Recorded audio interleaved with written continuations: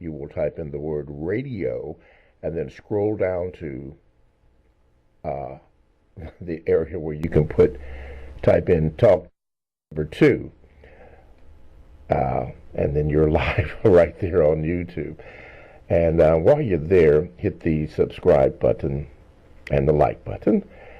The easiest way you can do is to go to the talktainmentradio.com homepage and click on program, or listen live, and you're right there. Hey, while you're there, I'll make that in a moment. And the last way, you can go to facebook.com/talktainment, and you're right there. Hey, listen, we are about halfway at our goal. Our goal is $4,000, and we're at $2,000 for the donation. So pick up the pace, please, and donate to the second hour of the compensatory concept. We're just about at $2,000, and we need $4,000 to make this thing work. So please, ma'am, please, sir, if you will, donate for the second hour of the compensatory concept with Mr. Neely Fuller Jr.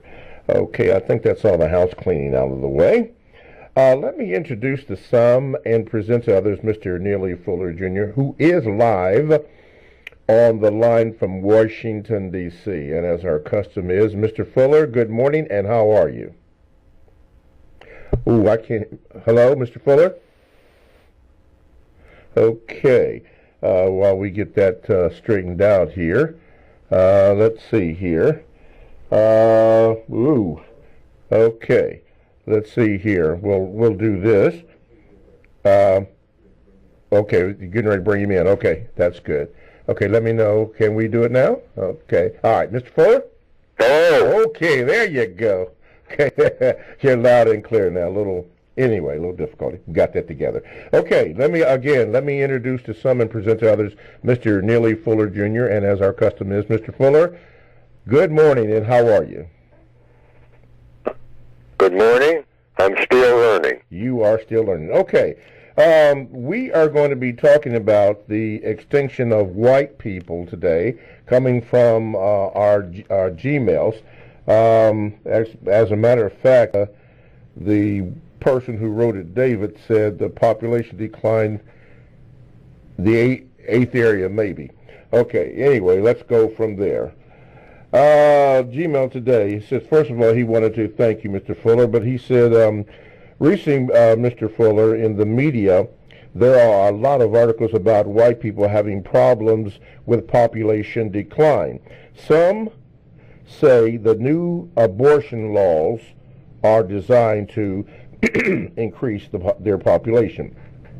The code says, under the system of white supremacy,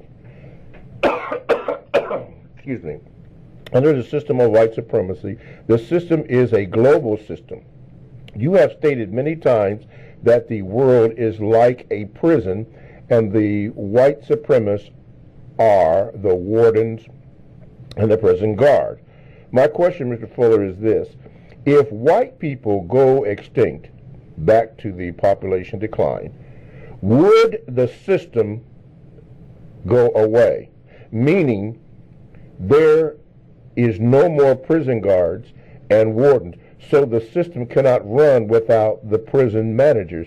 I'm trying to get clarity because the population decline is confusing. Could you address that, please?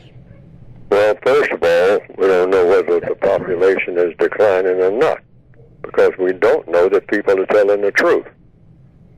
In a war, as some people have said, what's the first thing that dies? The truth, isn't it? The truth.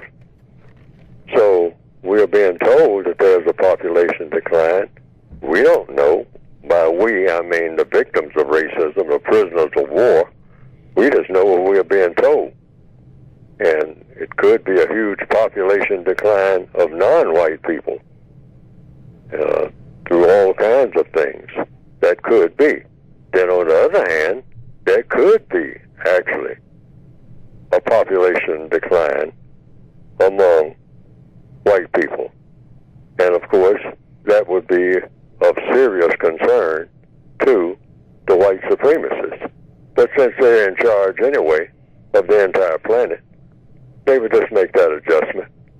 They would see to it, comparatively speaking, that the population of non-white people was stabilized in a way that they can handle it the way they want to, which they have always done, and that the population of white people would stay the same or increase or decrease as long as one criteria is met, and that is you have the system of white supremacy in place.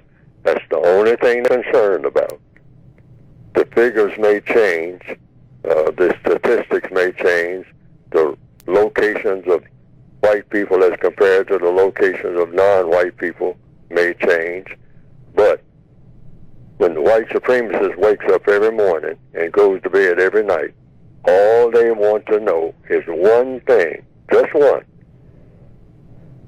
Does white supremacy still exist, and is it the dominant government of the people of the planet called Earth? And if the answer is yes, they are totally satisfied. Doesn't make any difference how they do it, as long as that is the way it stays. Mm-hmm. Okay. Now, David is asking, and he's asking for your opinion according to the code. He said, if the white people go extinct, meaning back to the population decline, would the system of white supremacy go away? Meaning there are no more prison guards and wardens. So if there are no more prison guards and wardens, the system cannot run without prison managers. Absolutely. Which means that the white supremacists no longer be in business because they wouldn't exist. But, so the question is, would their system still exist? And the system couldn't exist without them. Mm-hmm. But what you would have, and people have asked me right now, if the white people of the planet suddenly disappeared, what would you have among non-white people? You would have chaos like you wouldn't believe. Mm-hmm. Because the system of white supremacy is the criteria for everybody's behavior. And when that goes away, you're going to have the residue from what was already in place. Because the non-white people don't know what to do. We're proving that over and over again because we've been prisoners of war. We don't know how to run anything. Prisoners of war just know how to run scams on each other in a prison, because that's all they're allowed to do. So we'll still be trying to just run up and down the street, trying to do things to each other, trying to get over on each other and figure out ways to do it better, because that's all we know. We don't know anything about harmony. We don't know anything about cooperating. We don't know anything about empathy, even though we pretend we do. But prisoners, like all prisoners, just feed off of each other. Mm-hmm. So it'll just be a total shambles.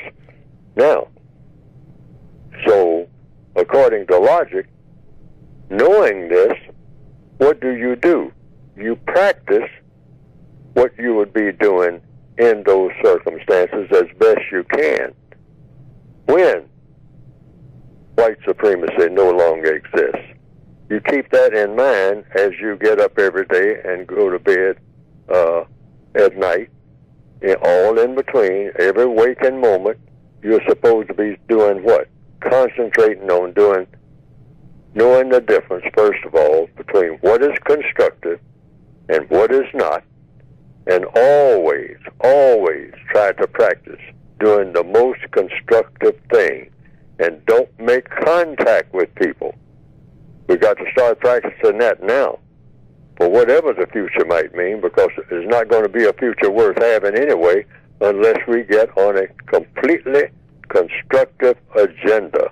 Mm-hmm. That is what every black person, every non-white person on the planet should be doing. Mm-hmm. A planet of justice. We want to evolve into what we might call universal man and universal woman, and which means most of the ways we have of going about doing everything has to be very closely examined, starting with our contacts with each other. They have to be totally constructive. We have to start practicing that as best we possibly can in the prison yard called the system of white supremacy.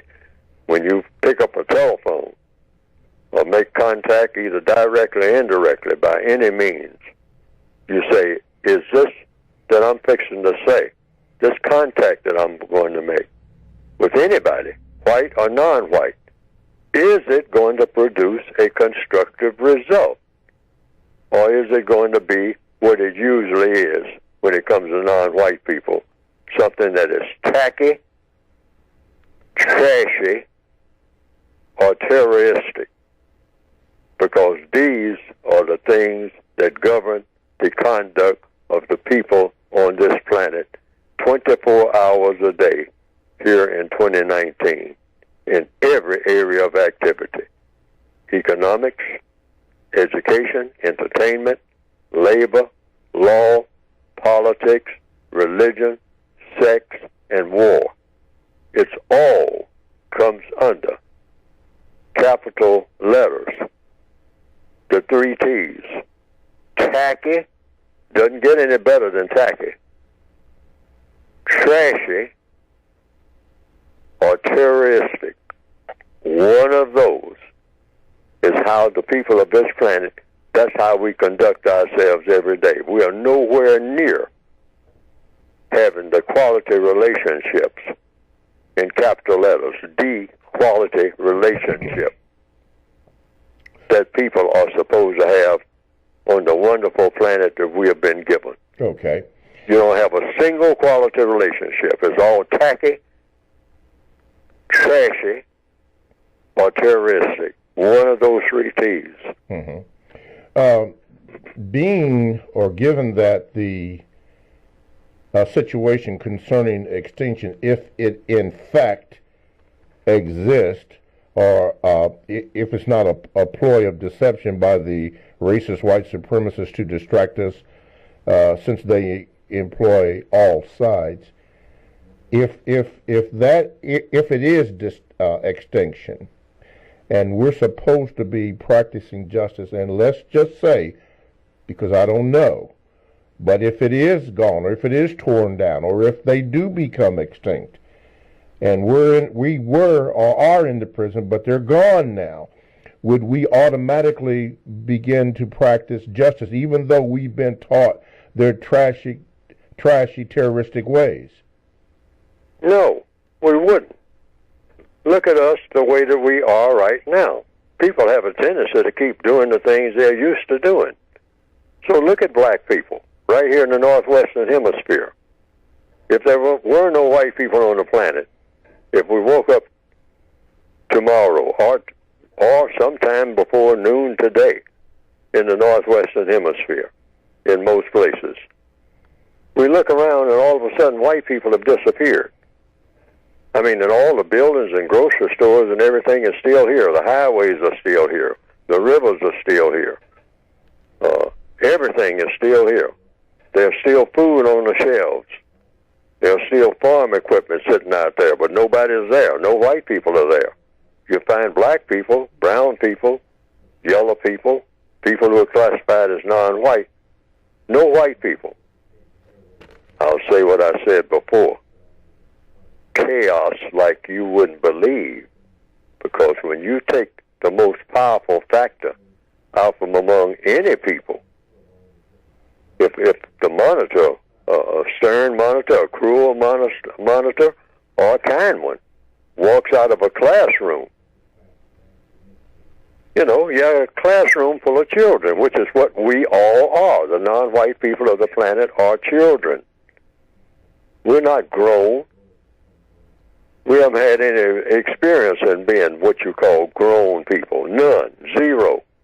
None of us. We've been prisoners of war before we were born. So when the monitors are gone, We look at each other and say, where's the teacher?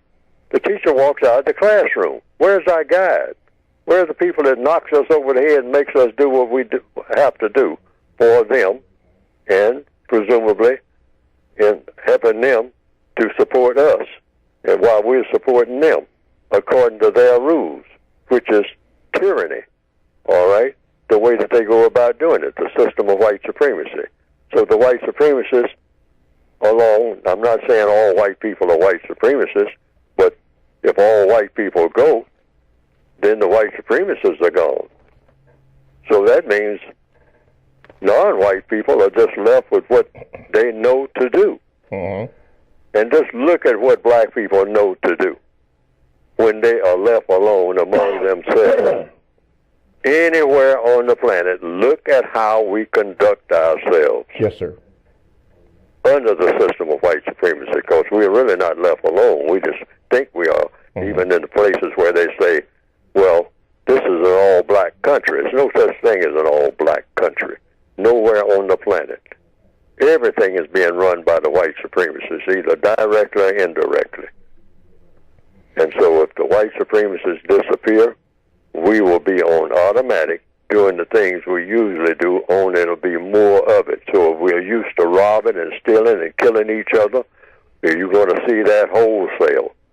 And when those grocery stores, when the shelves start becoming empty, because it'll be hallelujah time, for about 15 minutes.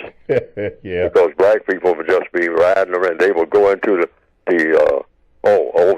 just don't even think about the car dealerships. They would empty out in no time. And black people driving up and down the highway, wrecking cars like you wouldn't believe, and then jump out of one and jump into another one. Jump into a sports car and go tearing down the highway. Total chaos, huh? Total chaos. Road warrior. That's what it'll degenerate into. We know that. We might pretend that we don't know that, but we know that. We know how we are. We try to pretend that we're not that way. We're that way. We don't need to come off of it with all this black pride nonsense. All righty. There's nothing to be proud of. Nothing. Prisoners of war is what we have always been since the beginning of white supremacy. And prisoners of war who feed off of each other, who have just talked like in the movie Shawshank Redemption, just walk around in the prison yard trying to scheme against each other. That's all we know. And we'll continue to do that, wholesale. You'd better believe it. I don't know for how long, because at some point, maybe when we've practically decimated each other down to maybe 15 or 20 people left, somebody might come to their senses and say, hey, we can't keep going on like this. We got to learn to cooperate. Yes, sir. We got to get along with each other. There ain't nobody left. Okay. Let me pause here for a second. TalkTameItRadio.com is a 24/7, no-charge worldwide broadcasting facility with hosts delivering on various topics such as news, lifestyle, sports, law, health, wellness, religion, and politics. Now, here's three that I'm going to share with you. Super Cool, Blue Mood Saturday, and The Jazz Show. Now, all these shows, or these three shows, are exclusive to the TalkTameItRadio.com platform. And all you have to do is go to the Talktainment Radio homepage and look under programs, and then you'll have an opportunity to see the programs available for you that we offer here at TalkTameItRadio.com. And while you're there, just sample them. And do this too. Hit that Go Donate button for the compensatory concept with Mr. Neely Fuller Jr. and yours truly, Mr. Bobby. That helps us to keep the second hour on. But anyway, these shows are all exclusive to TalkTameItRadio.com, and you can get them. So go to the TalkTameItRadio.com homepage, look for the scheduled programs and time. TalkTameItRadio.com. That's radio the way it should be heard. My name is Mr. Bobby. I am the co-host on the compensatory concept with Mr. Neely Fuller Jr. And our lead topic question today is the extinction of white people. And if you heard the first 20-something minutes, Mr. Fuller gave his explanation or answer or suggestion to the question that David submitted. But we will also take your phone calls, 1-877-932 9766, and we will try to get your Gmail, 7MrBobby, B-O-B-B-Y, at gmail.com. Okay, here is a question about excuse me. I was going to say white splaining, but we'll get to that in a moment. Mr. Fuller, I was asked to ask you, did you get a chance to see, as you said that you would try to do, When They See Us, the documentary or the series about the Central Park Five? No, I haven't. I haven't gotten around to that. Okay. I've been very, very busy lately. Mm-hmm. And but I did mention it to someone, and they said they'd make it available for me. Good. When I could get around to looking at it. All righty. I'll try to do that as soon as possible. Yeah, many people ask me, have you seen it yet? And I tell them I don't know, because as you well know, you and I, most of the time, we don't speak during the week. Our shows are completely unrehearsed, and that's the way we do it. But I was asked to ask you that. Okay, so somebody's going to do that for you. Good, then, because they have a lot of questions for you. Okay, question came up about white splaining. Have you ever heard that term, Mr. Fuller? About what now? It's called white splaining. White splaining. White splaining, all one word. White slinging? No, splaining, like explaining, but white splaining. White splaining. Splain, like you're like using the word explanation or yes. Explaining. I haven't heard that term. Okay, well anyway, I was told that I was asked to ask you that, and what it is, according to the Urban Dictionary, the act of a Caucasian person explaining to audiences of color the true nature of racism.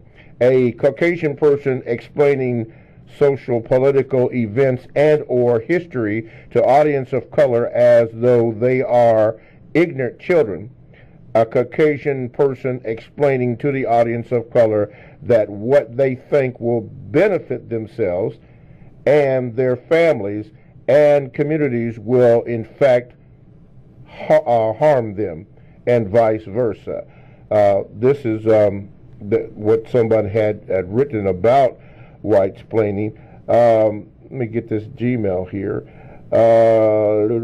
Excuse me here. Okay, is it at the top here? Nope. Wait a minute. Just hang on here so I can get the Gmail.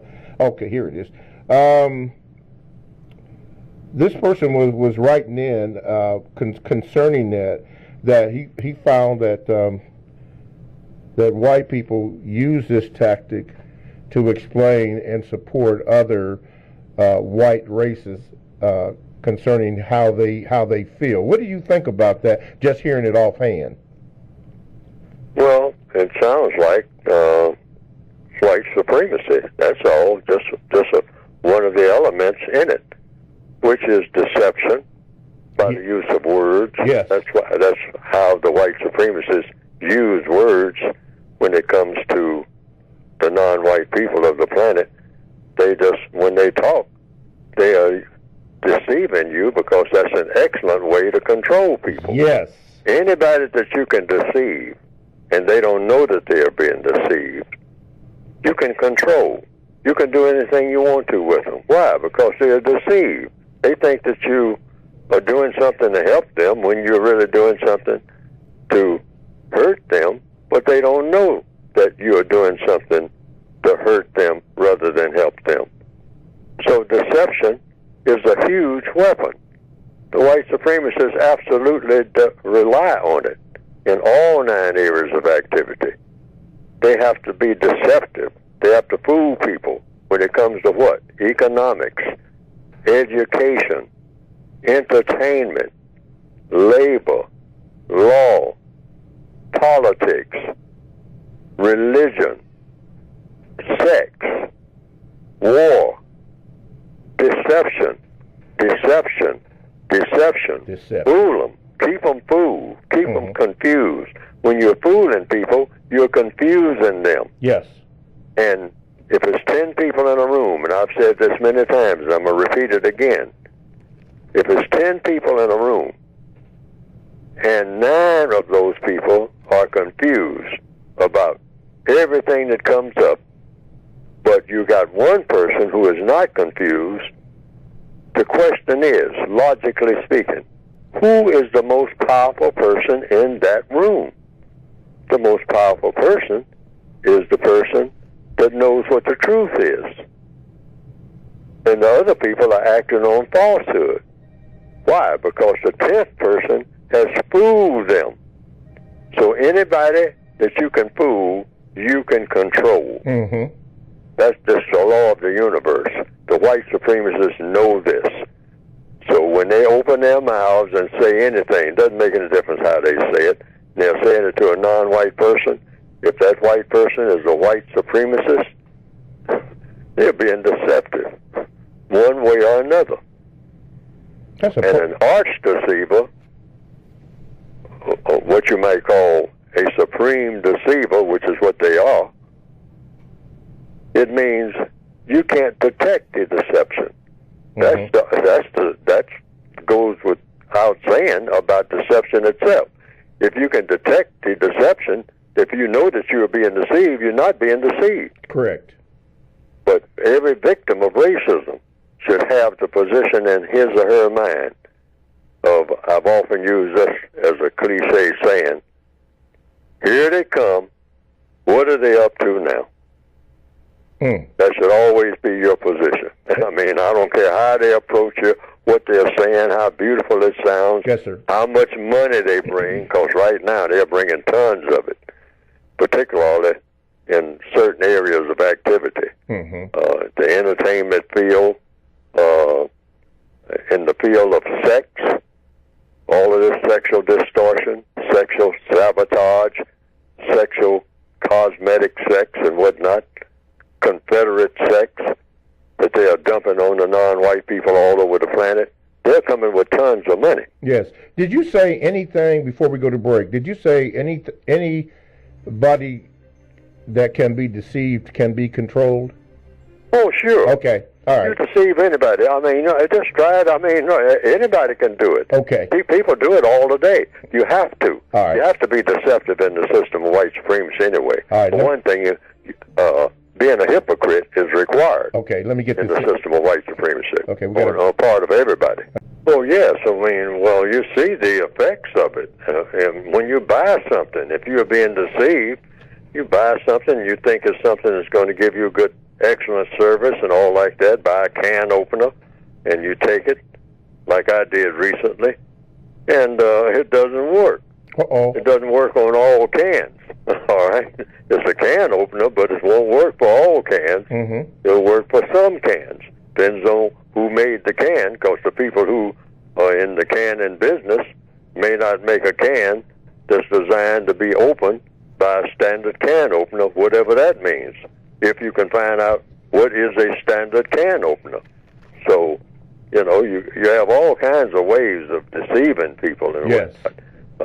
I think it was Mark Twain, if I'm quoting him correctly. And it's real important to quote people correctly. Yes, sir. I hope that I'm quoting him correctly. He said, there are three types of lies. This is from Mark Twain. Okay.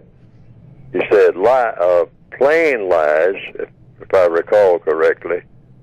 Plain lies, that's number one. Damned lies, that's number two. And statistics.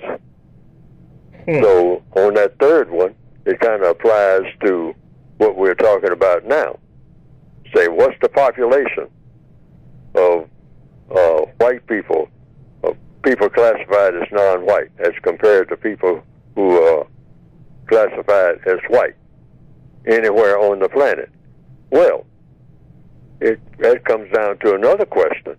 Who controls the what? Statistics. Okay. Anybody can push a button on the computer and say, hey, you know, it's only, 35 white people left on the planet. All the rest of these people are non-white. And you walk out on the street and you see, you know, that couldn't be true. You're looking at something different, but you're being told something different from what you're looking at. Mm-hmm. But, you know, that's easy to do, particularly for what? A person who is the master of statistics anyway. And that would be who in the system of white supremacy? It would be the white supremacy. Okay. So they say what the population is, even in where there are black people. They tell the black people in what's supposed to be black countries, you might say.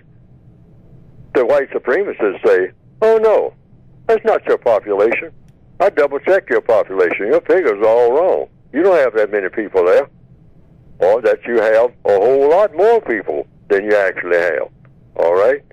And so they act accordingly.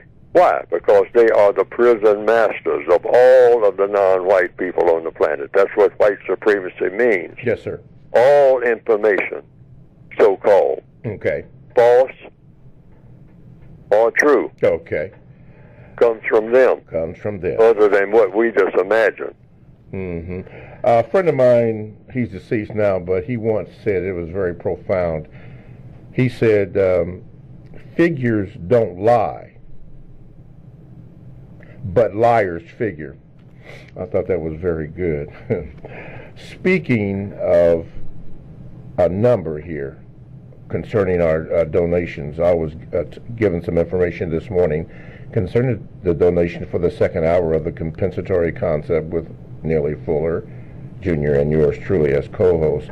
We are just at $2,000. We need $4,000. So we would like for you to donate the remaining balance, which would be $2,000, and send those donations in. And there's a donate button on the home page, a gold donate button. Hit that and send it in so we can complete our goal, I guess, for this year of $4,000. We're roughly at $2,000 right now. Okay, let's see here.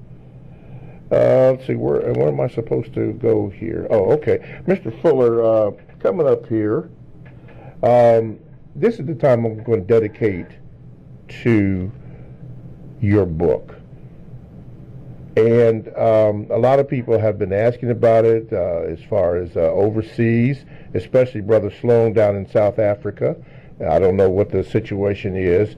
Some of them are trying to use other means to get your book, but I think on one program you described how we can get the book by going to producejustice.com and then through Talktainment Radio.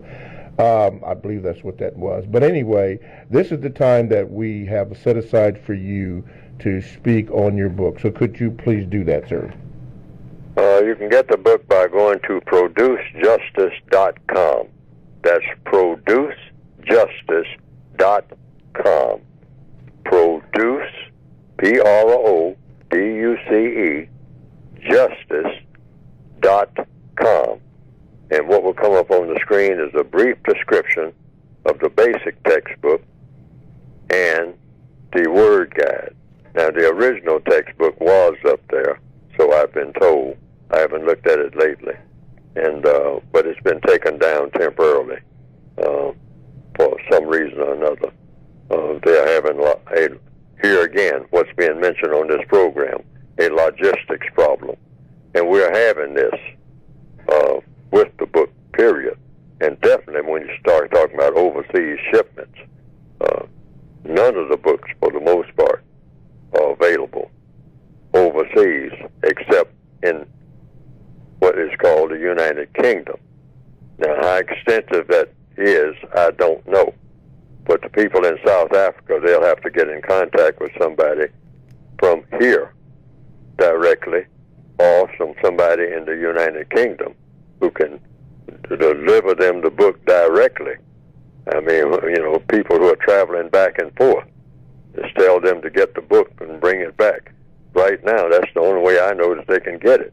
But it is being shipped in considerable numbers to places like London, so I've been told, and in Canada, so I've been told. But other than that, anywhere else in the world, it's difficult for anybody to get it. But otherwise, you go to producejustice.com, and you can get it in what they call the northwestern hemisphere, called the United States. You can get it there. And in the book are supposed to be suggestions about what is going on, just suggestions and observations about how this world is being run and by whom, meaning the white supremacists, from the author's perspective, which is myself. The white supremacists run everything, not all white people, but those white people who have chosen to participate in the system of white supremacy are running everybody's business who is non-white on the planet. Now that's either true or false. But directly or indirectly, they're running every person who is classified as non-white on the planet. His or her business, his or her affairs, his or her ambitions, all being decided by people classified as white who believe in dominating and mistreating people who are classified as non-white in all areas of activity 24/7. And that they're supreme, they're already in business, they're not trying to get in business, they've been in business as far back as anybody can remember who is breathing now. Because everybody was born into the system of white supremacy because that's the only government on the planet. There are no other governments. All other so-called governments are fabrications. They're phony governments. They don't exist. There's no such thing as the American government in the system of white supremacy. There's no such thing as an Asian government, no matter how it looks on the surface, in the system of white supremacy. Those people who are called Asians, no matter how powerful they may seem, the white supremacists can push a button and mess up their entire economy overnight. Have everybody going at each other's throats. They can do that. The only reason it's not happening is they don't choose to do it because right now it's not profitable for them to do so. Exactly. And when it comes to people who call themselves Africans, you can just forget it. It's a total shambles.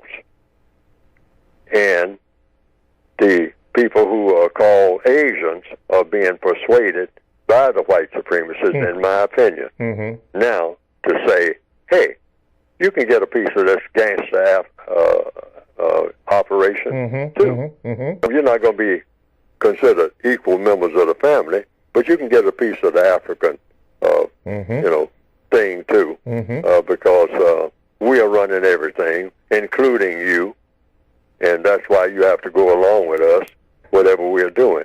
Now, we will allow you to do certain things among the Africans, to make it look like you're going to do something different from what we have been doing. But you ain't going to do nothing different from what we have been doing because we got the hammer on you, too. And don't you forget it. Yes. Now, that's the white supremacists, in my opinion, from everything that I'm hearing now, that's going on with people who are considered, quote, unquote, Asians, non-white people, people who they call the yellow people, and the people who are called brown and or black people, that the white supremacists are dictating how that's going to go. Because some people, many of them, in my opinion, who have the correct intentions, who really want to help the darker people, the people who are really what you call solidly black, to improve themselves. But the white supremacists will say, we'll let you go so far, but no further than what we will let you go, or you will hear from us. So now you can exploit them like we do, to the extent that we exploit them, if it meets our approval, the type of exploitation.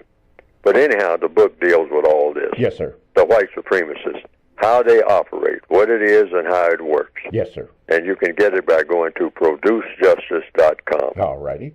Let's do this. 4 things, and hopefully we can get them in this hour. If not, we will have to extend to the next hour. But you had quoted Mark Twain earlier. One of our loyal listeners, Roop Dog, had this to say going up. He said that a little lie can travel halfway around the world while truth is still lacing up her boots. Quoting what you had said about Mark Twain, he said, there are lies, damn lies, and statistics. Among other common lies, we have the silent lie, the deception which one conveys by simply keeping still and concealing the truth. Many obstinate truth mongers indulge in this dispensation, imagining that if they speak no lie, they lie not at all. It is my belief that nearly any invented quotation played with confidence stands a good chance to deceive. Figures don't lie, but liars figure. The history of our race and each individual experience is sown thick with evidence that a truth is not hard to kill and a lie told well is immortal. The statesman will invent cheap lies, putting the blame upon the nation that is being attacked, and every man will be glad of these conscious, soothing falsities. That came from our brother Roop Dog concerning that, but his main point was the quote that you made from Mark Twain. There are lies. Well, he was able to find that. Is that it? Yes, sir. He was able to find it. Yes, oh, sir. Okay. I recommend that people do that because sometimes I misquote people, which is dangerous to do that because I don't like to be misquoted at all. Yes, sir. All right. So nobody should ever be misquoted, whether they're white or non-white. I mean, you want to say exactly what the person said.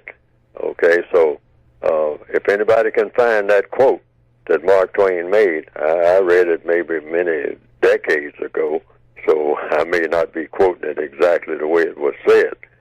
So I want that to be understood. Yeah. Well, but, he said, but he punchlined that particular statement by saying statistics is a way of lying. Yes. You can lie with statistics very easily. All right. Thank you, Roop Dog.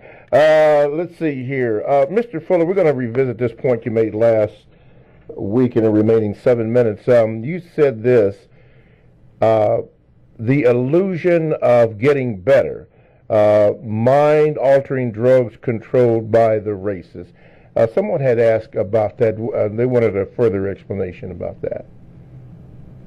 Oh, well, anything that is false, whether it's a chemical or whether it's in the political sphere or whether it's in the religious sphere, any type of falsehood throws everything off.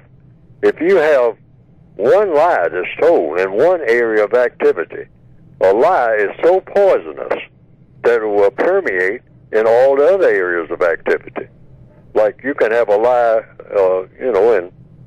in politics, which is just interaction between people, and that will affect what happens in religion, in sex, in economics, in entertainment, in anything. See, this is why the white supremacists make sure that they are experts when it comes to lying, when it comes to spreading false things. Deceptions. Yes, when it comes to fabrications of all types. They are well schooled in that, better than anyone, and they are masters of it. No one beats them at that type of thing. And they're the people who are called red people said they speak with forked tongue. They're really very skilled at it. Say one thing, do another. Say one thing, do another, over and over and over again. But when they're talking to you, man, they charm you to death. I mean, they spoon feed you that sugar and honey, and you just I mean, and if you're a black person and you're not aware of it, you're just grinning from ear to ear. Yeah. I mean, and being deceived all the time, being drawn into that net like a spider spinning its web. It's funny that you mentioned that because in our discussion group, that phrase was mentioned, sugar honey, but it's called sugar honey iced tea. Some people know what that means, but I thought that was kind of funny that you would bring that up. Sugar, honey, iced tea. Okay, in the remaining 5 minutes, and we'll probably have to go into the next hour, This comes from, didn't say here. Oh, he said eye test. He said, my question to you, Mr. Fuller, is how has technology been used to harm black people in the system of racist white supremacy? Oh, everything that the white supremacists do in the system of white supremacy, and this is code, which is in the title of my book. This is the white code. Everything that the white supremacists do, no matter how it looks on the surface, is designed to make the system of white supremacy stronger. They don't do anything that's not designed to do that. Now, they'll make mistakes, like everybody does when they're doing anything, whether something constructive, something non-constructive. You make mistakes. That's the process. But the white supremacists correct their mistakes very quickly. They examine their mistakes. They go back to the drawing board. Every time they make a mistake, they don't let that pass by because they want to be mistake-proof. In doing what? In running the business of dominating and mistreating people of color 24/7.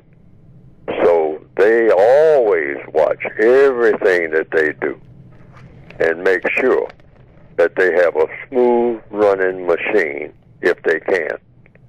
Sometimes the machine gets kind of jammed like machines do, particularly faulty machines, and white supremacy is a faulty machine. Yes, well, they'll look at it, they'll tinker with it, and say, hey, okay, well, put some more oil on it, okay, and see if that'll work. And if it works, then business as usual. But they never turn loose to that. Their intent is to always strengthen the system of white supremacy, no matter how it looks on the surface. Okay. Then he said the second question here is, in your analysis, Mr. Fuller, how much worse black survival units get in their near futures, a lot of the same-sex family in the black community? Let me read that again. My second question, in your analysis, Mr. Fuller, how much worse will black survival units get in the near future, a lot of the same-sex family in the black community? How much worse? Yeah, well, I think he meant how much. He said much must worse, but I think he means much worse will black survival units get in the near future, because there's a lot of same-sex family in the black community. I don't know what he meant by it, but that's what he wrote. Well, if I understand the question, here again, I'll just go back to what I said just previously. The white supremacists are behind everything that you see large numbers of non-white people doing, if it has a non-constructive effect. See, so it always just keep that in mind, because there's a lot of black people who are hugely confused about this. Millions of black people are saying, "Oh, the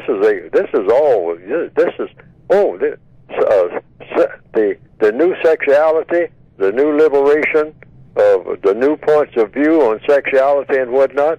Oh, this is a wonderful thing. This is a gold mine of progress.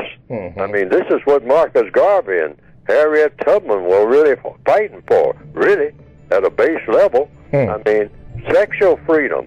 I mean, you got to have it.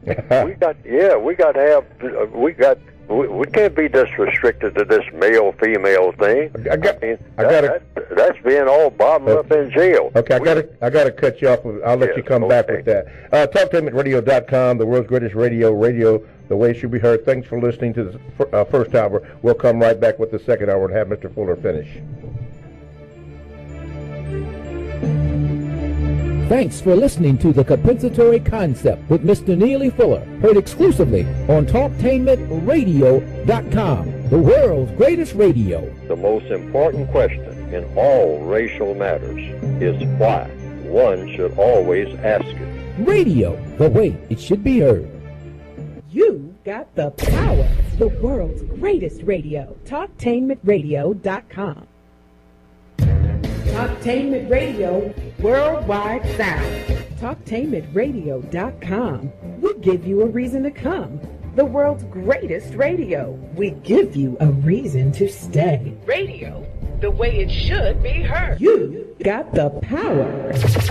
The views and opinions expressed are those of the host and guest and not necessarily those of TalkTainmentRadio.com, the management, the staff, or K&E World Network, LLC.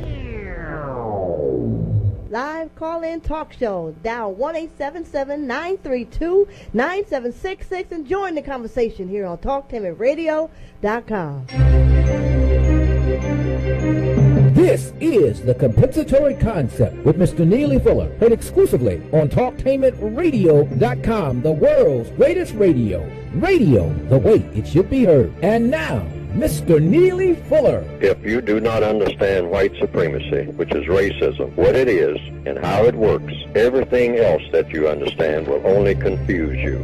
Only confuse you. Only confuse. Okay, welcome to the second hour of the Compensatory Concept with Mr. Neely Fuller Jr. here on TalkTainmentRadio.com. We go where you go, the world's greatest radio. Again, you are in touch with the Compensatory Concept with Mr. Fuller. And I am your co-host, Mr. Bobby, and this is Radio the Way It Should Be Heard. Our topic today by one of our Gmailers has been the extinction of white people in the prison system of racism, white supremacy, and he had addressed this question along with other Gmails. So if you missed the first hour, you want to go back and get the replay on that and see what Mr. Fuller suggested or had to say about that. He was explaining or going into a question was asked about the same-sex households in the black community. Mr. Fuller, would you please continue that? Yes, so the white supremacists, like I said about in the first hour, what do the white supremacists do? I mean, what's the key to their power, their strategy, whatnot? It's mostly deception. So, if you can deceive people or confuse people, deception is for what? To confuse people. Confuse people for what? So that you can better control them. Because people who are confused can always be controlled by people who are not confused. Mm-hmm. That's a universal law. So the white supremacists look at a very powerful force called sex, and they say, we got to confuse these people because they're getting smarter now in the field of education, in the field of economics and whatnot. They're slowly, I mean, not very fast, they're not doing it, but the darker people of the world are kind of waking up to figuring out a little about how to use time and energy in a way that works best, because they haven't been doing it like forever. I mean, and so that comes under economics. And they're getting better educated slowly, you know.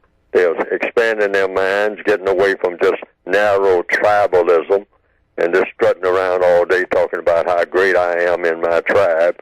They're breaking out of that and getting a universal view, some of them, a few of them, whatnot. So we have to contain them. So if you can't do it by brute force, which we can do it that way, but that's not the easiest way to do it. The easiest way is to confuse them. And so we look at the 9 areas of activity: economics, education, entertainment, labor, law, politics, religion, sex, and war. And in those 9 areas, you pick out maybe, religion is pretty powerful, all right, but that's getting to be real chaotic. So when it comes to non-white people, we'll look at what's right next door to it in alphabetical order: sex, okay? So, hey, if we can confuse them sexually, we can contain them and dominate them, I mean, at a very, much easier than we could through any other area of activity, with the possible equal level of religion. But if you can confuse the people that we want to dominate in religion, and you can confuse them in sex, you can confuse them in both. Oh man, that's a huge bonus right there that can last forever. I mean, and ever and ever and ever. All you have to do is just maintaining it, and just keep that pace up. Because sex is a very powerful thing, and religious beliefs are very powerful things. So you watch people and see which way they go. And if they're all into religion and whatnot, get control of their religions and slowly steer it the way you want it to go. See, that's the white supremacist strategy. And sex is something that everybody has, even people who don't have much of a religion. They have sexual drive. Most people have to have that in order to be people, in order to keep the populations coming, right, and all like that. So the white supremacists said, hey, we can't neglect that. This is a gold mine. So what we're going to do, we're going to confuse them sexually more than we're confusing them in any other area of activity. And we got to go all out for it. And we will spare no expense in doing so.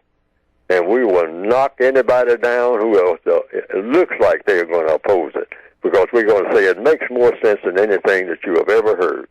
This is wonderful for you black people. You black people need a new sexuality. That's what you need more than anything. Forget about the housing. Forget about the education. Forget about everything. I mean, as far as comparatively speaking, these other things count. But I'm saying your sexuality, you dark-skinned people's sexuality needs to be expanded.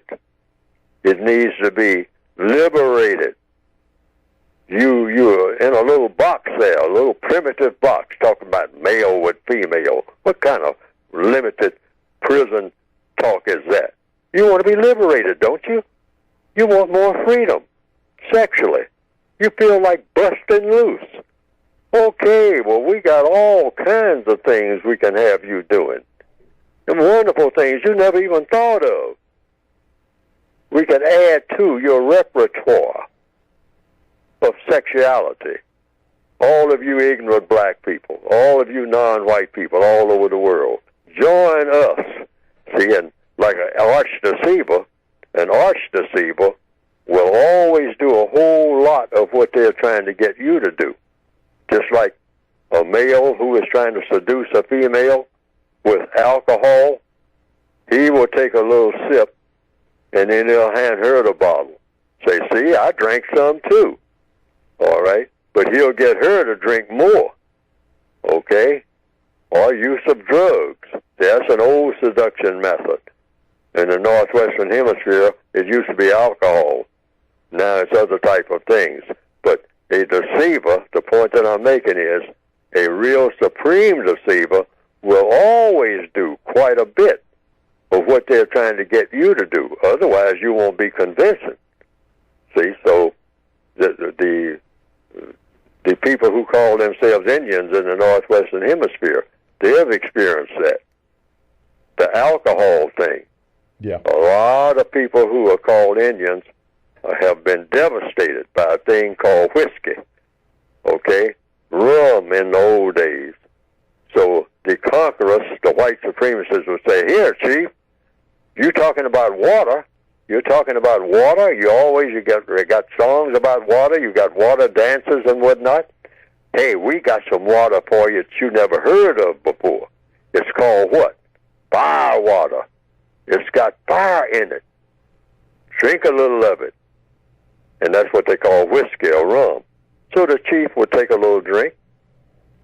And then the chief would notice, say, well, do you drink this?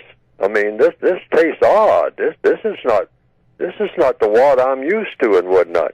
Say, just keep drinking it, Chief. Look, I'm going to take a swig. And he sat there and he takes a swig. Here it is, Thanksgiving Day, take a swig. We are Thanksgiving. This is what this is, part of our religious order. You got religious order, Chief. Take another little swig here. Next thing you know, the chief is dead drunk up under the table, and he has signed away his whole tribe while he was drunk. But the white supremacists, they were drinking too, but they ain't drunk. They're doing the same thing with sexuality. They slowly pulling all the black people, including, and it don't take much, the religious leaders and everybody, into that web. Slowly doing it. And I've been saying slowly doing it. Now that you look at what's really going on, they're not slowly doing it. They're going at a gallop worldwide with this sexual sabotage, I call it. Mm-hmm, all kind of labels you can give to it. But what they're doing, they're distorting it so that they can ruin all the chances of black males and black females being successful in a relationship in the future. Yes. Talking about going for the next 100 or thousands of years. That's what this plan is. Yes, sir. It's like Hitler's 1,000-year Reich that he talked about. Okay. Let's go to the Gmails. Daryl, I will say this. On the first part of your question that is being addressed, I don't know why that happened. This is specific to Daryl. He knows what he asked. Hopefully it'll be better this week. But your second question, he says, Mr. Fuller, what do you think when you hear the term, quote, strong black woman, end of quote? I'm a strong black woman.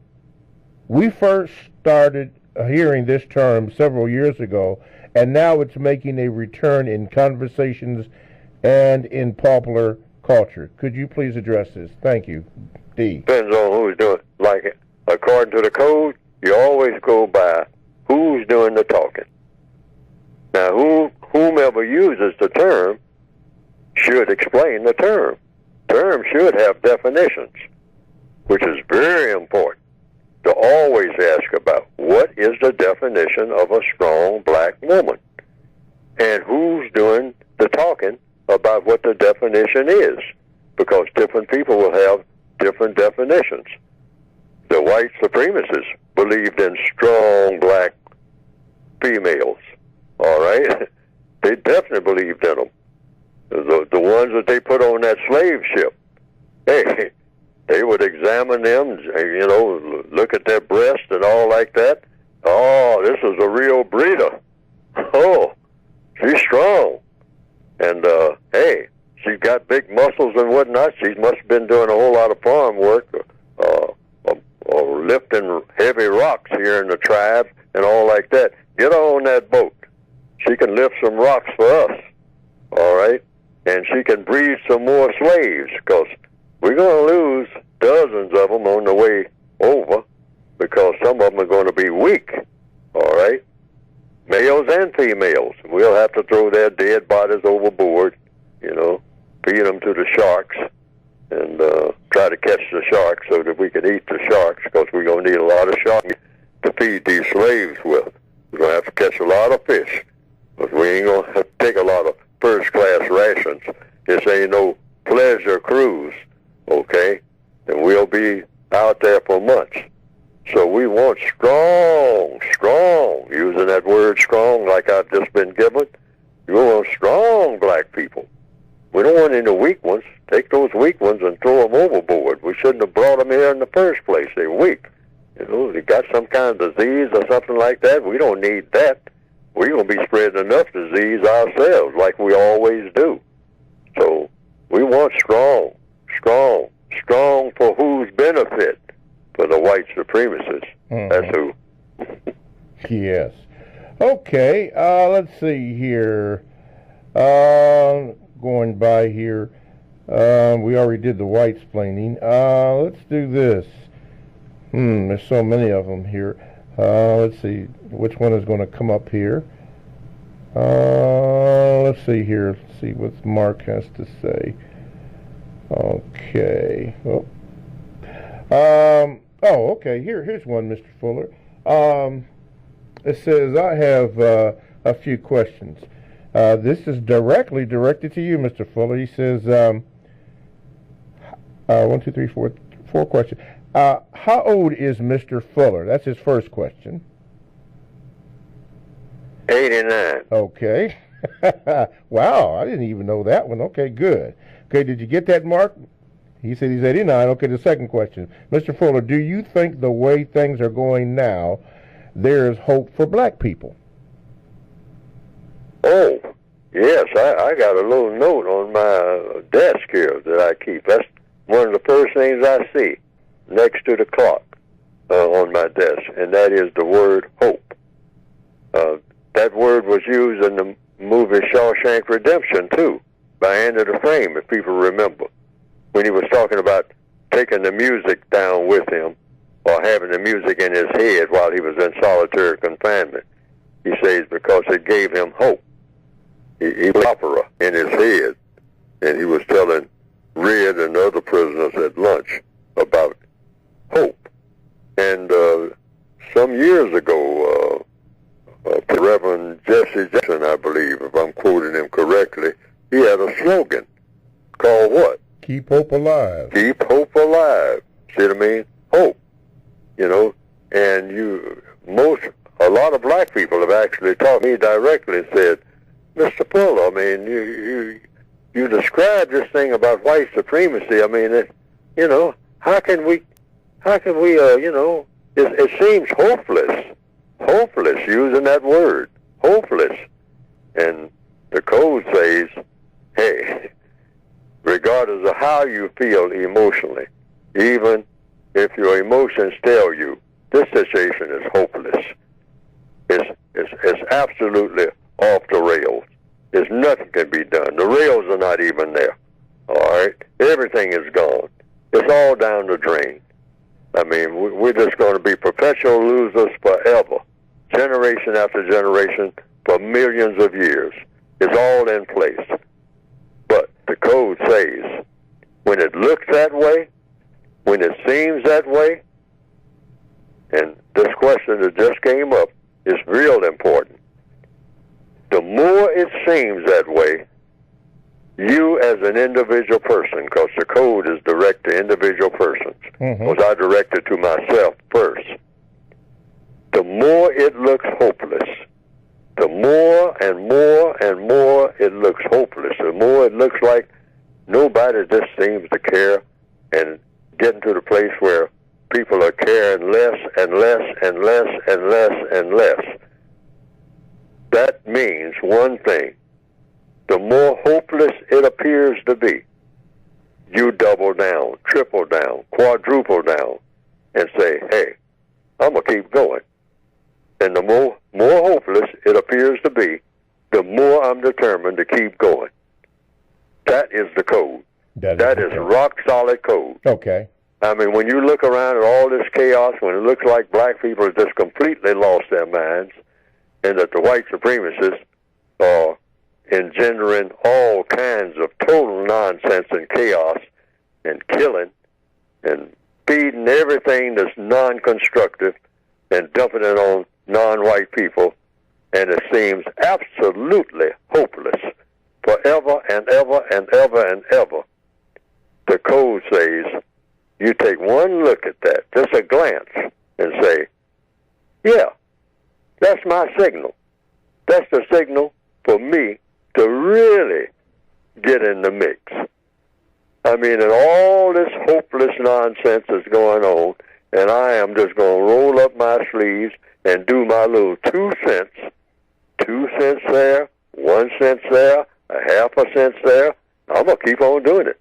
Okay. And people will look and say, hey, it's hopeless. Ain't no point in you. Yeah.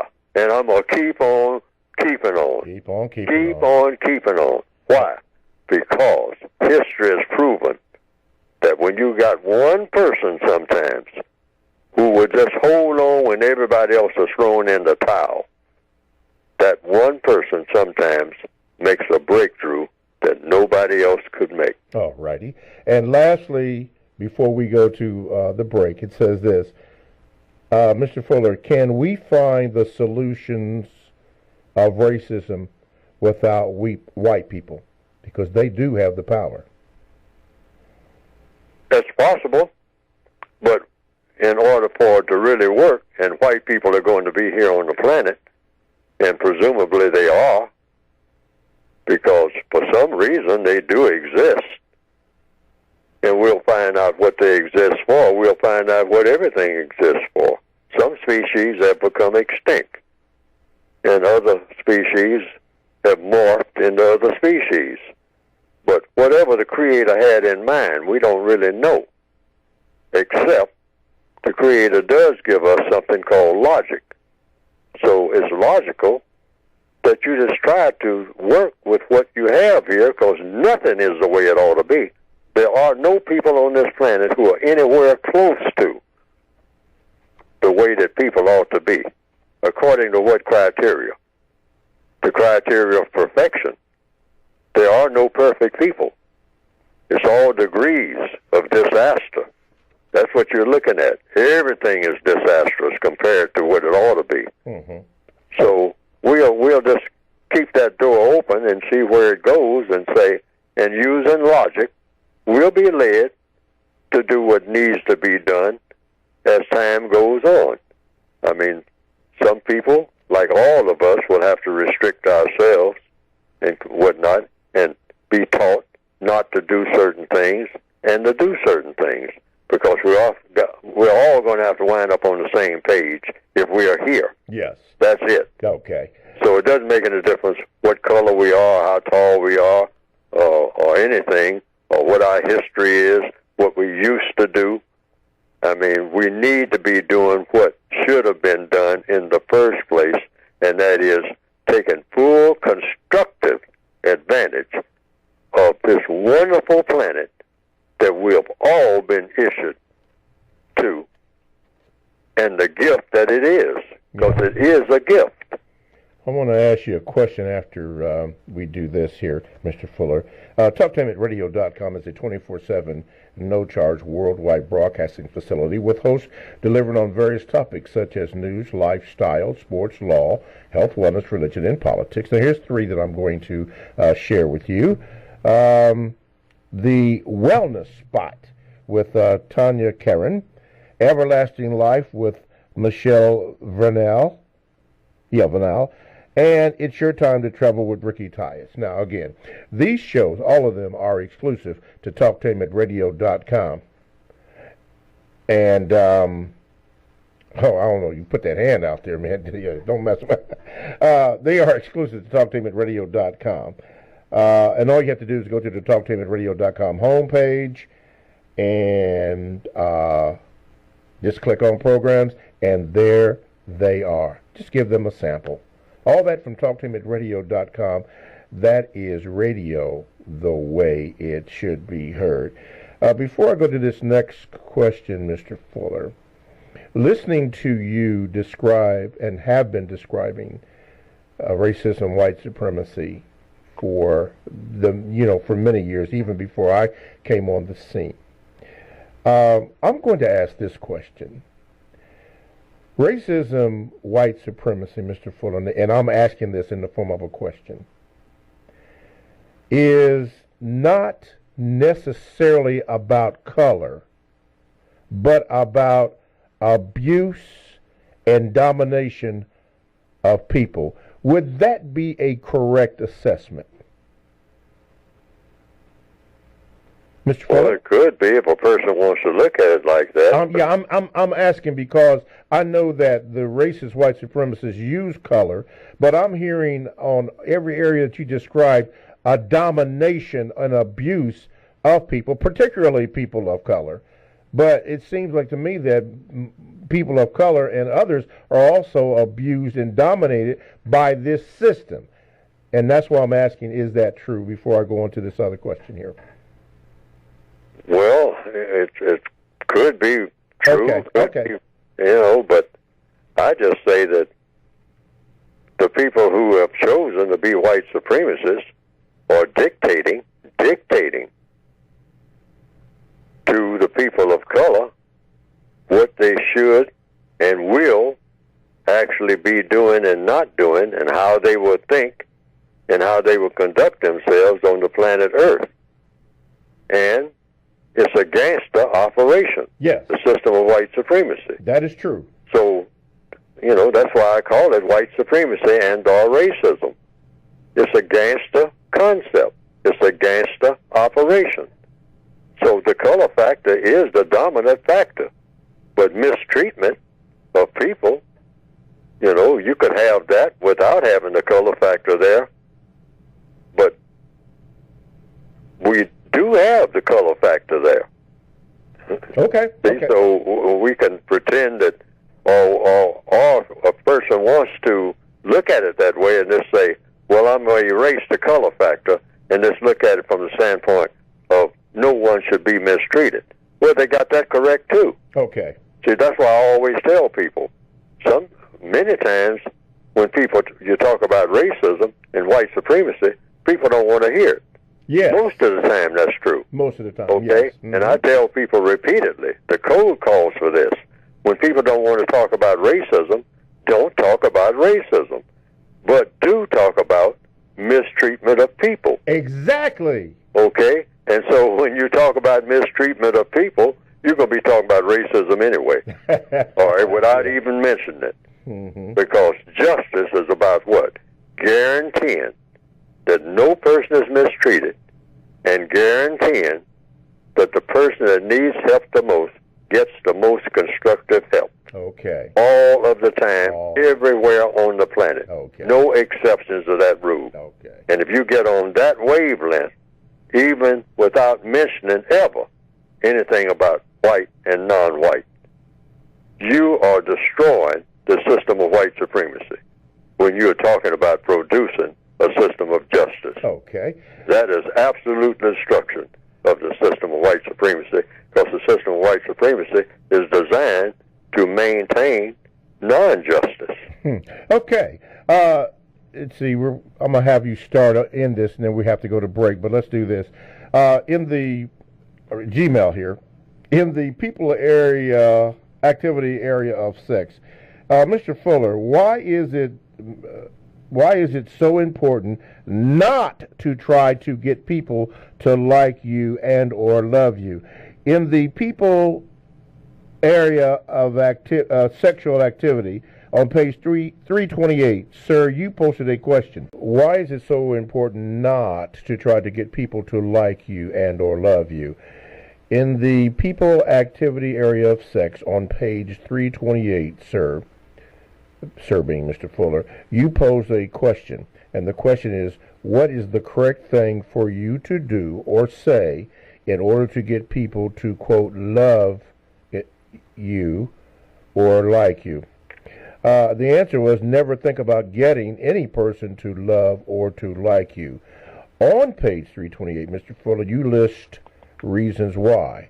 Can you explain that, please? Page 328. Yes, the revised expanded edition. All yes, right, so let's see. I have it here okay. before me. I have the book before me. Let me see. Okay.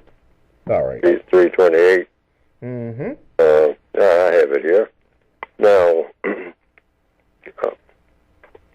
says where? Now, where did I have that? He says the question you have on there is, what is the correct thing for you to do? Oh, yes, I have it in the middle of the page. Okay. It says the answer, never think about getting any person to love you or to like you. Instead, spend your time and energy, number one, producing, building, repairing, improving, and or cleaning those things that have constructive value and using those things for constructive purposes only. In other words, don't think about whether you ought to be getting somebody to love you or like you. Just do something constructive. Produce, build, repair, improve. You become attractive doing things like that. If you are a producer, you're a person that's building something, repairing something. I mean, single ladies know something a little about that. They know a little about it. That even if they don't particularly like the person or love the person, they're kind of attracted. I'll give an example, like I started to do. A black lady who is alone, and she has a big house that was left to her by someone, and she's working around that house. I mean, she's trying to do this. She's trying to do the plumbing. She doesn't know what to do. The electrical system doesn't work, and here comes a fella kind of nondescript. He isn't particularly attractive to look at and all like that. But there's something about him. He's what a lot of people call a handyman. Okay? He has hands. See, that's where that word comes from. That's where the word handsome, that's what it really meant, I think. I'm not sure. He got some hands. He can do something. And he gets in there, and she doesn't pay much attention to him and all like that. But the next thing you know, he knows how to do things. He knows how to produce things. He knows how to repair things. He knows how to invent things. He'll say that, oh, this lighting system you have in here is poor. I think, I'm going to do some things with it. I'm going to the hardware store, and I'm going to get some things. I think I can do a whole lot to make your lighting in the kitchen here and in the bedroom a whole lot better than it is. Yeah, the lighting here is just awful, And he does that. He comes back with some stuff that he put together and all like that, and he says, I'll look at this. Let me check this over here, check this over there, whatnot. Next thing you know, he's done the plumbing. He's been all down in the basement and whatnot. He's got that all spruced up. Now, you weren't looking to love him or anything like that. You just want this work done. But little by little, he's becoming attractive. I mean, all of he's handsome.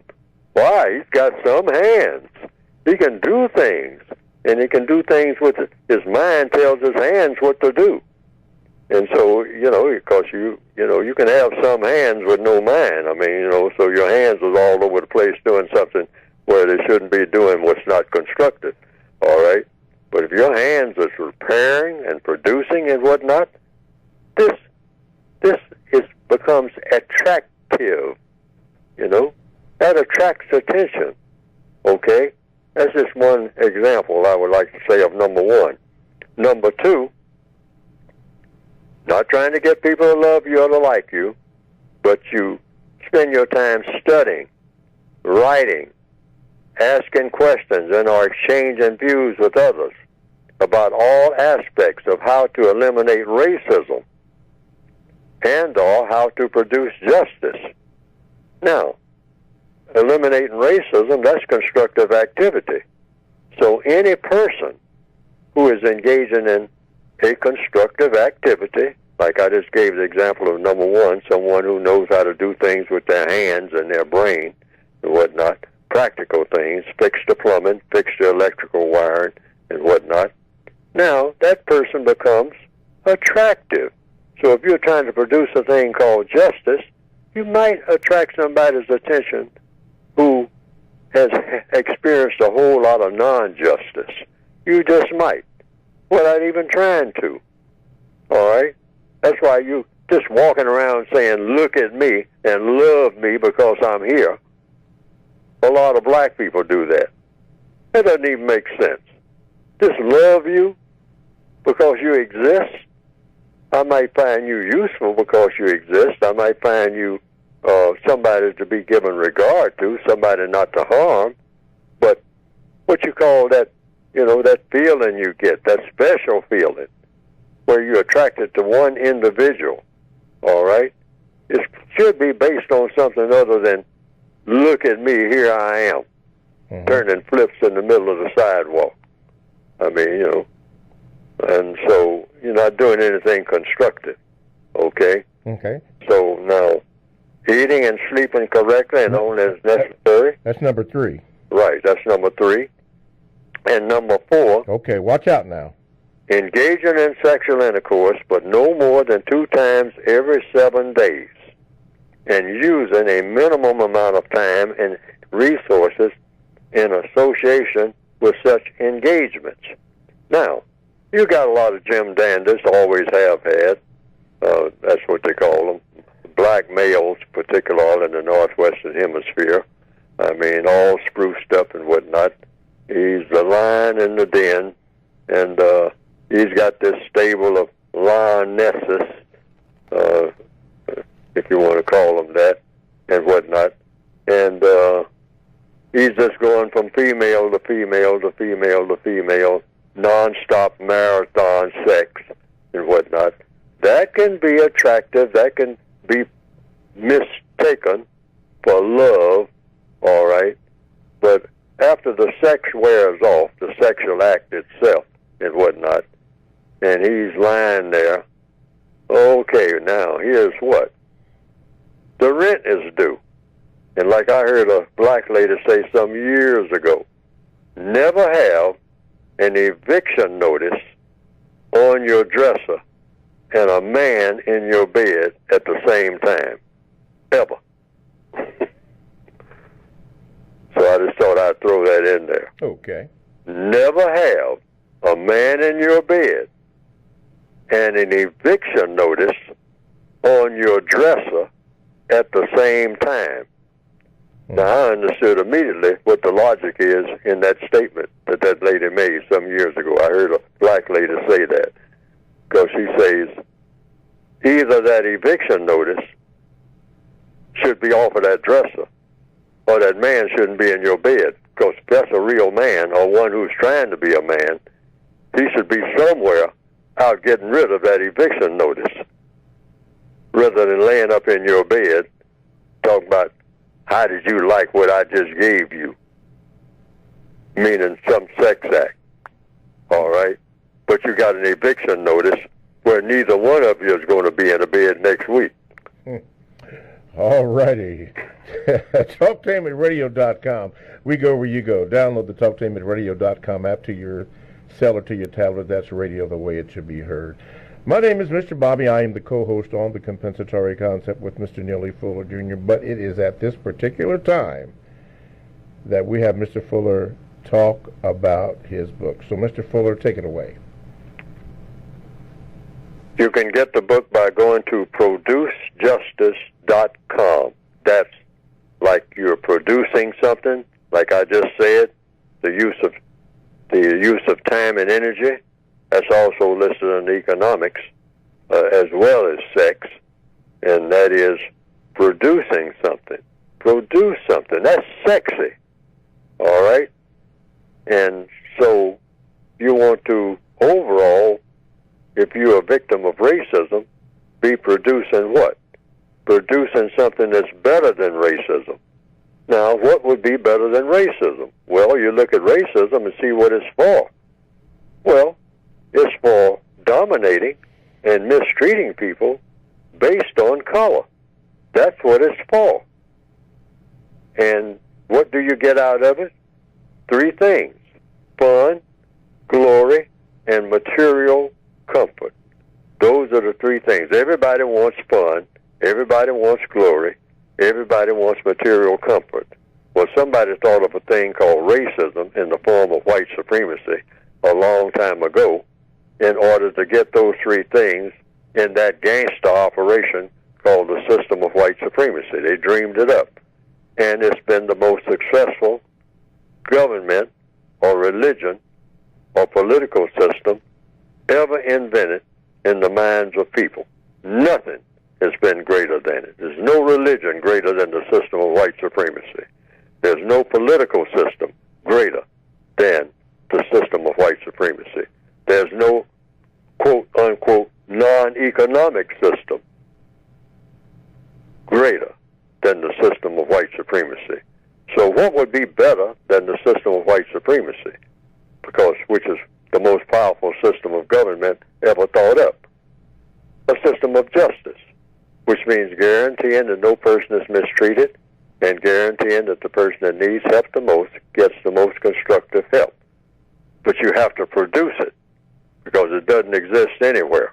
You can't have white supremacy and justice on the same planet at the same time. It doesn't compute. So I have tried to come up with a book that at least expresses a concept that I think is the missing link in dealing with racism, and that is a united independent concept based on a code where people do not have loyalty, because you're not going to get that, to each other, the victims of white supremacy, That's not going to work. Because in the system of white supremacy, the white supremacy won't let it work. But you can have loyalty to a code, an individual code, and that theoretically, if everyone adopts the same code who is in the prison yard of white supremacy, then everyone will be on the same page, even if they are not even talking to each other about the subject of white supremacy. But they are doing constructive things as best they can. And those constructive things will be automatically, as an individual, you're doing something constructive, and it's automatically eroding the system of white supremacy, even though you may not be immediately aware of it. But if everybody's following that same code, and the code is designed to erode the system of white supremacy, the system of white supremacy will automatically vanish. It will just vanish, almost like a miracle, because everyone who is a victim of it has a code. Each individual, things that you do, things that you don't do, things that you say, things that you don't say. And that's what the textbook for victims of white supremacy is supposed to be about. Okay. It's addressed to the individual. Go to producejustice.com. Producejustice.com. Okay. All righty, back to the Gmails. It says, true or false, Mr. Fuller?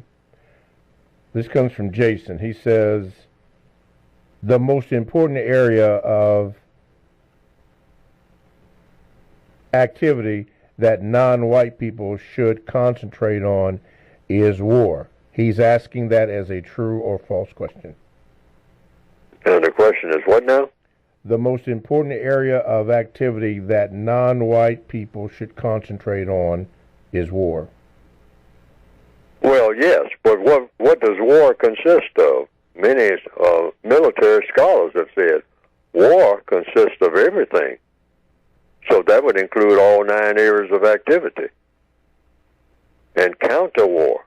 If you are against a war that is going on and you want to put a stop to it, which the system of white supremacy is war, and if you're going to counter the system of white supremacy, you would call that, according to the code, counter-war. So you do it in all 9 areas of activity. So war would cover all of it. Just like economics, the first area of activity. War is listed as the 9th area. Economics is the first area. Mm-hmm. But all of these areas, these are just labels that mean the same thing. They're all a part of the war. Sex is a part of the war. Religion is a part of the war. Economics is a part of the war, because economics is just means what? The use of time and energy, according to the code. That's the definition of economics.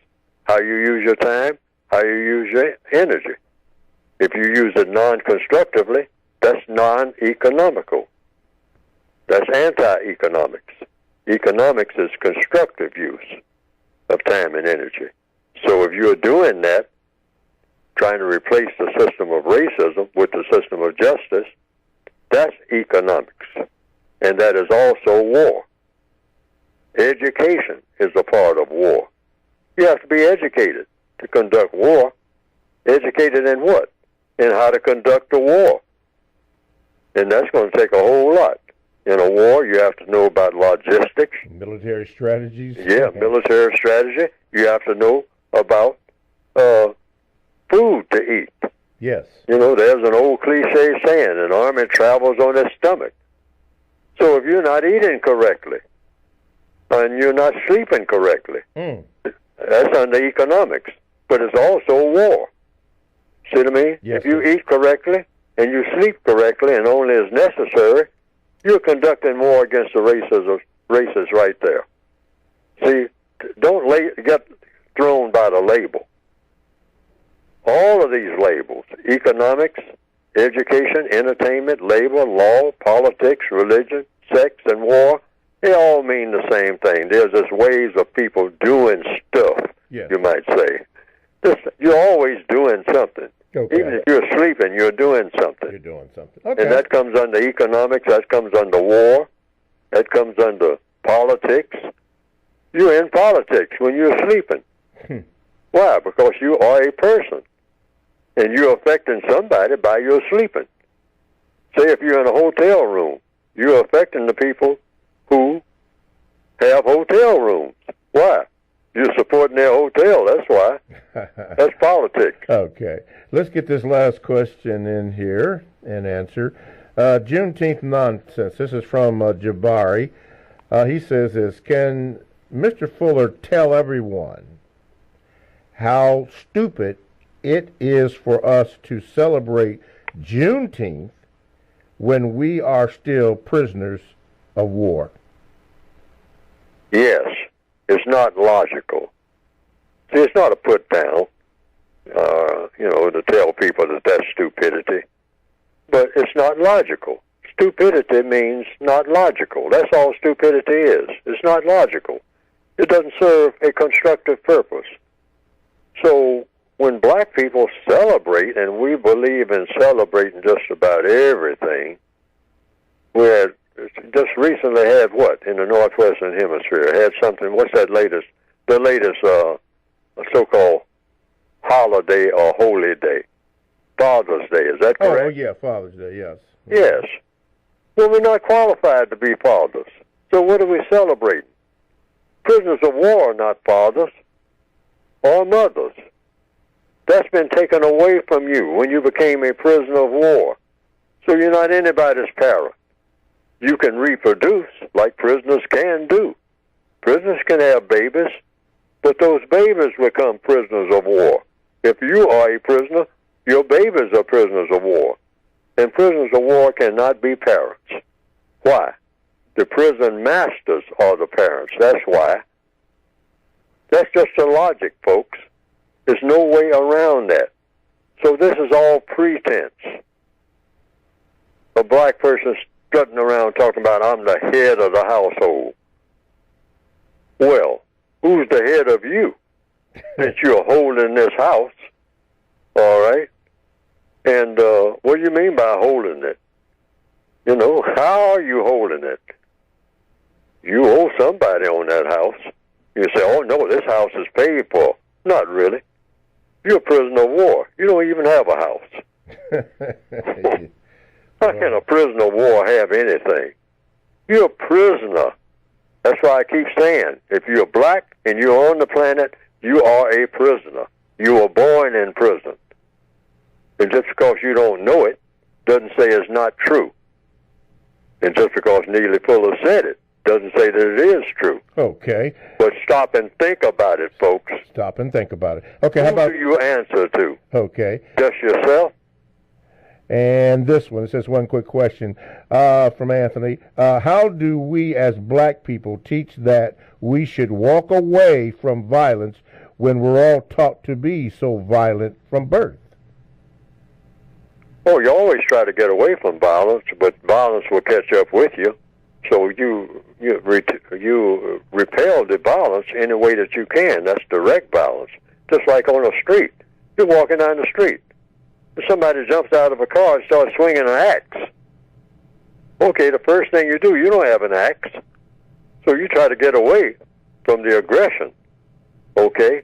But when you finally run down an alley or somewhere and there's a big fence there and you can't get over the fence, and somebody happened to have left some type of sharp object or something in the trash can or something, you grab it. That's what you do, and repel the aggression the best way you can. But the main thing you do is try to get away from the aggression. Now, in a prison camp, though, which is where we all are, and somebody is authorized to chase after you or to tell you to report somewhere, somebody with a badge and a gun, you got the 3 F's there that you don't do. You don't fuss, you don't fight, and you don't flee. I turn on television every 2 or 3 days and I see somebody doing just that. Fussing, fighting, fleeing. You don't argue with a person who has a badge and a gun in the system of white supremacy? No. You don't fuss. You don't start talking about what your rights are and what you are not going to do. Wow. Why? Because it's not going to work. That's why. Okay. Everybody who tries this has found that out. But see, it's stupidity to keep doing things that you know are not going to work. And we have to cut it right there. I'm sorry, Mr. Fuller. Yes. Thanks for listening. Thanks for